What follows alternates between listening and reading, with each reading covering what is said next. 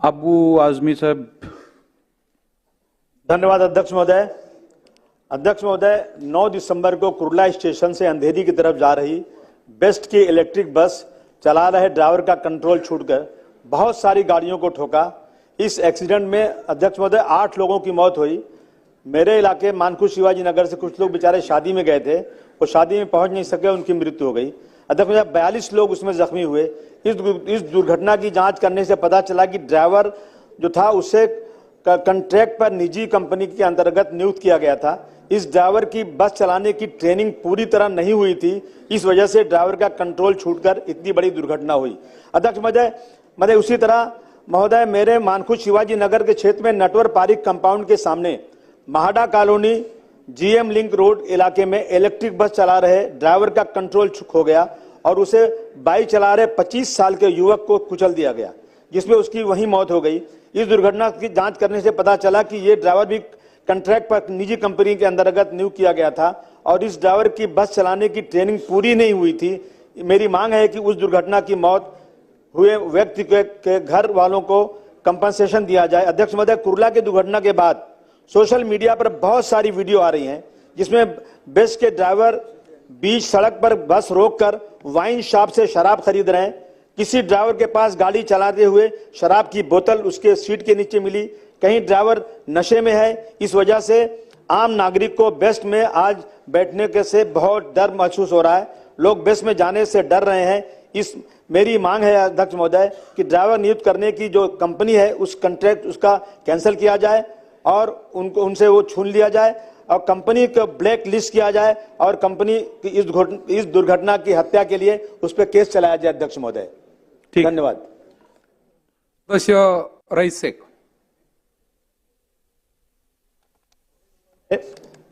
आपने मुझे राज्यपाल जी के अभिभाषण पे अपना मत व्यक्त करने के लिए मौका दिया, इसके लिए मैं आपको धन्यवाद देता हूं।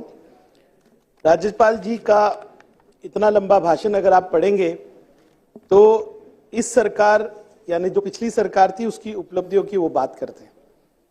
अध्यक्ष महोदय, मैं बहुत बारीकी से पूरा भाषण पढ़ रहा था और महाराष्ट्र जो पिछले कम से कम 50 वर्षों से एफडीआई में लीडर है, इंडस्ट्रियलाइजेशन में लीडर है और एक प्रोग्रेसिव स्टेट है, उस स्टेट का परिचय वो हमको दे रहे हैं कि 2 क्वार्टर में हम एफडीआई में नंबर 1 थे। अध्यक्ष महोदय, मैं विस्तार से कह सकता हूं कि कितनी इंडस्ट्रीज महाराष्ट्र से गुजरात जा चुकी है और बार बार हमने सरकार से यह निवेदन किया है कि आप इस विषय पे व्हाइट पेपर लाओ, लेकिन एक बड़ी बहुमत से ये सरकार आई है। मैं उस विवाद में नहीं पड़ना चाहता, लेकिन अब जो लक्ष्य आपने रखा है कि आप $1 ट्रिलियन की इकोनॉमी 27 या 28 में बनाने वाले हो, इसमें हमारा पूरा सहयोग रहेगा। लेकिन आप पूरे भाषण में देखेंगे तो महाराष्ट्र के छोटे उद्योग, महाराष्ट्र की स्मॉल स्केल इंडस्ट्रीज, हमारी पावरलूम इंडस्ट्री, इसका कोई उल्लेख नहीं है। मैं पूछना चाहता हूं कि इस भाषण में गुजरात का कितना असर है। मैं ये क्यों कह रहा हूं? क्योंकि वो पावरलूम इंडस्ट्री, वो टेक्सटाइल इंडस्ट्री जो एग्रीकल्चर के बाद सबसे बड़ी इंडस्ट्री है, उसका कोई उल्लेख नहीं। अगर उल्लेख भी है तो मॉडर्न इंडस्ट्रीज का है। अध्यक्ष महोदय, आपके माध्यम से आज मैं कुछ विषय रखना चाहूंगा। अध्यक्ष महोदय, पावरलूम इंडस्ट्री लगभग 30 लाख लोगों को महाराष्ट्र में जो है रोजगार देती है और ये वो इंडस्ट्री है जो सीधे सीधे रोजगार से जुड़ी हुई है। ऐसी कोई इंडस्ट्री नहीं हाईटेक। मैंने देखा कि आपकी इनकी सरकार जो है एंकर इंडस्ट्रीज बता रही है, हाईटेक इंडस्ट्रीज बता रही, जो आई नहीं यहां पर, जो गुजरात गई और ये रिकॉर्ड पे। पावरलूम इंडस्ट्री के ऊपर पता नहीं क्यों इतना अत्याचार है कि इनकी टेक्सटाइल पॉलिसी में भी एक वर्ड पावरलूम के बारे में नहीं है।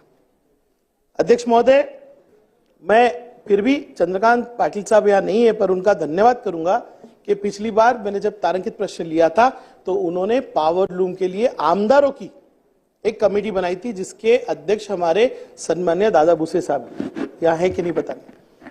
और बड़ी लड़ाई के बाद हमको सब्सिडी मिली, वो सब्सिडी जो वारंवार सरकारों ने अलग अलग प्लेटफॉर्म पे इंक्लूडिंग सभागृह में उन्होंने वादा किया था, बड़ा झगड़ा करके, लेकिन इसमें चंद्रकांत पाटिल जी का बहुत बड़ा योगदान है। सब्सिडी मिली, पावर सब्सिडी मिली, लेकिन इस पावर सब्सिडी के बाद नॉन पावर सब्सिडी लेने के लिए हमारे लोगों को जूते घसने पड़ते हैं। अध्यक्ष महोदय, मैं आपके माध्यम से आज महाराष्ट्र के वो छोटे रोजगार करने वाले लोग, वो छोटी छोटी फैक्ट्रियां जो 20-25 लोगों को एम्प्लॉय करती है, उनकी आवाज बन के खड़ा हुआ हूं और मैं कहूंगा कि आने वाले दिनों में छोटे रोजगारों के बारे में ये सरकार सोचे। बड़े बड़े गुजरात के उद्योगपति तो हमारे यहाँ के मुंबई की आधी लैंड ले लेते हैं, बड़े बड़े उद्योग लगा लेते हैं, लेकिन हमारे जो छोटे उद्योग वाले हैं उनके बारे में सरकार को सोचना चाहिए। अध्यक्ष महोदय,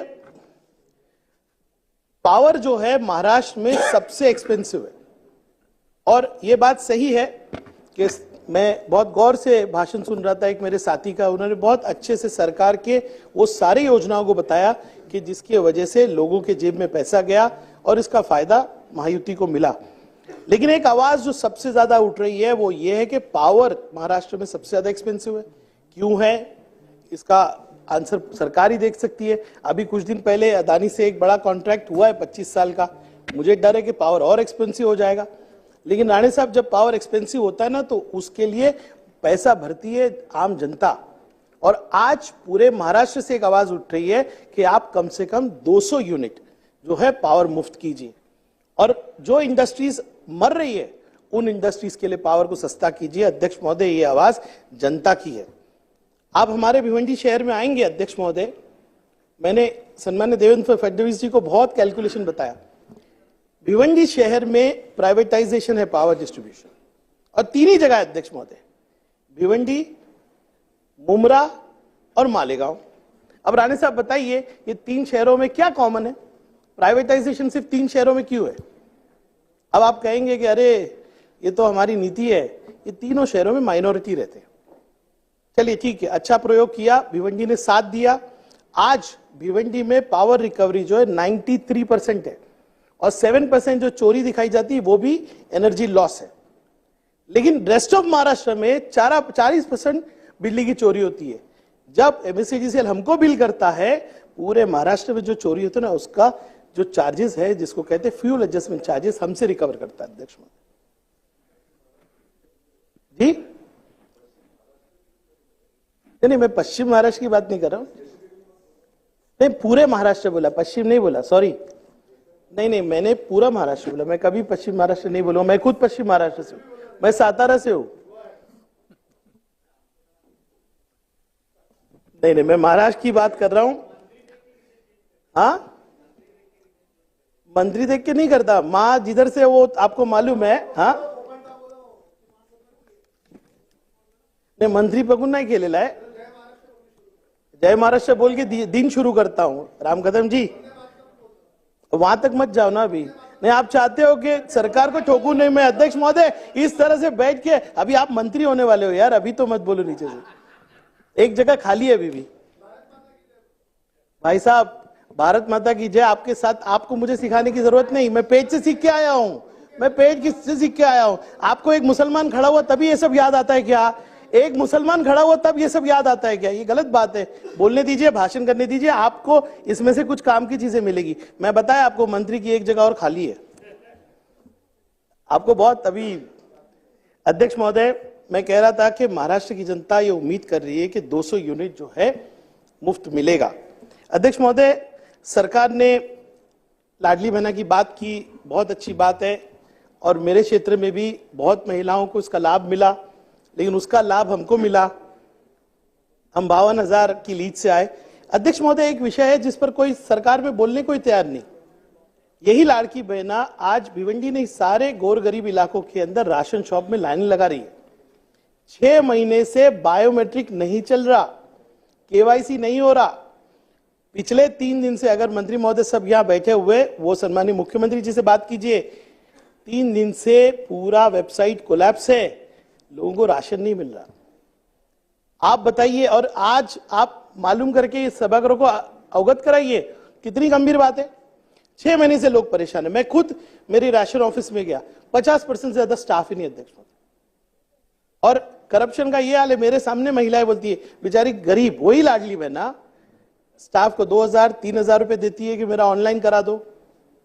अब तो मैंने नया ही सिस्टम बनाया, मैं एंटी करप्शन को नहीं बोलता, जो लड़का वहां पर काम करता है ना उसके आमदार को फोन करके बोलता हूं कि घर पे बोल कि तुम्हारा बेटा इस तरह से गरीबों से पैसे मांगता है। अध्यक्ष महोदय, लाडकी बहना जो परेशान है उसको राहत मिलेगी, ये मुझे उम्मीद है। अध्यक्ष महोदय, खास तौर से प्रधानमंत्री आवास योजना के बारे में बहुत अच्छा कहा गया कि कितने घर बनाए, कितने घर प्रस्तावित हुए। हमारे भिवंडी शहर में पब्लिक की जमीन पे 2016 से प्रधानमंत्री आवास योजना का प्रोजेक्ट है, 2016 से। अब मैं बोलना नहीं चाहता कौन इसके पीछे है, लेकिन 16 से लेके आज तक भिवंडी जैसे शहर को प्रधानमंत्री आवास योजना नहीं मिली। इस टेंडर को बार बार रीटेंडर किया जा रहा है और 200 करोड़ से ज्यादा लाइबिलिटी भिवंडी निजामपुरा कॉर्पोरेशन पे डाल दी गई। मैं आज मांग नहीं करता हूं कि अगर इस भाषण के अंदर आप क्रेडिट ले रहे हो तो इस तरह से फेलियर जहां जहां हुआ है वो प्रधानमंत्री आवास योजना की इंक्वायरी आप कराइए। अध्यक्ष महोदय, सभी जाति जमातियों का उल्लेख आज के भाषण में है, लेकिन अल्पसंख्यकों का नहीं। अध्यक्ष महोदय, कहीं भी नहीं कहा गया कि आज यहां पर जो 15-16% राज्य के अंदर अल्पसंख्यक है उनके बारे में सरकार क्या करेगी। अध्यक्ष महोदय, इस समाज को भी शिक्षा, एम्प्लॉयमेंट और संरक्षण की जरूरत है। मैं तो कहूंगा कि दिल बड़ा करके आज आश्वासित कीजिए इस समाज को महाराष्ट्र में कि जो यहां से कहा जाता है कि सब समाजों के लिए सरकार है वो इंप्लीमेंट किया जाएगा। अध्यक्ष महोदय, मैंने एक प्राइवेट मेंबर बिल मूव किया है, Maharashtra defamation of revert leaders and iconic figures. Sir, एक ही मिनट में खत्म करूंगा। Prevention and punishment bill. अध्यक्ष महोदय, जिस तरह का वातावरण महाराष्ट्र में पिछले 3 साल में हुआ, ये पुरोगामी महाराष्ट्र यानी प्रोग्रेसिव स्टेट है। इसमें मैंने एक बिल मूव किया है कि अगर हमारे नबी करम के बारे में या फिर किसी भी धार्मिक गुरु, देवी देवताओं के बारे में या हमारे नेशनल आइकॉन्स के बारे में अगर कोई व्यक्ति कोई ऐसा स्टेटमेंट करता है कि जिसकी वजह से तनाव फैल सकता है, मैंने एक प्राइवेट मेंबर बिल मूव किया है। मैं सभागृह से अपील करूंगा कि सब सपोर्ट करें। उसमें कम से कम 10 साल की मकोका की तरह सजा होनी चाहिए। अध्यक्ष महोदय, एफआईआर कितनी पड़ी हुई है, एक पर भी कार्रवाई नहीं होती। जिसका मन आता है वो बोल देता है कुछ। अध्यक्ष महोदय, ये बात आप ध्यान रखेंगे, मुझे उम्मीद है। आपने मुझे गवर्नर के भाषण पे बोलने दिया, इसके लिए धन्यवाद। पहला दिन है, मैंने बिल्कुल नियम पढ़े जो सदस्यों के लिए, और टाइम पर मैं अपना भाषण खत्म कर रहा हूं। आपने मौका दिया, इसलिए धन्यवाद।